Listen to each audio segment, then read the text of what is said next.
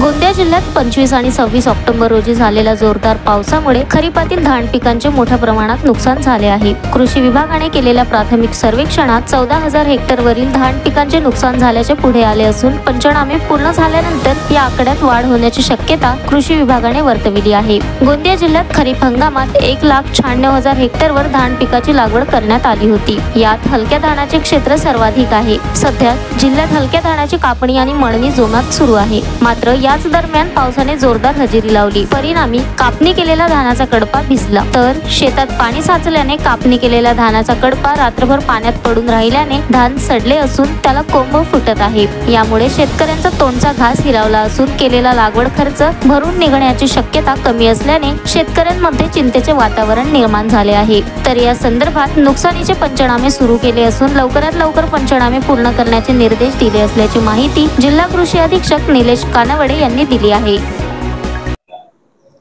October महिन्यामध्ये साधारणतः 25 आणि 26 ऑक्टोबरला जिल्ह्यामध्ये जो पाऊस झाला तो साधारणतः 41 महसूल मंडळापैकी साधारणतः 38 महसूल मंडळामध्ये त्या पावसाची आकडेवारी दिसत आहे। आणि या पावसामुळे जिल्हाभरात शेतपिकाचे जे नुकसान झाले तर तो आकडा आम्ही प्राथमिक जी माहिती घेतली त्याच्या आधारे 13,955 हेक्टरवर हे नुकसान दिसत आहे।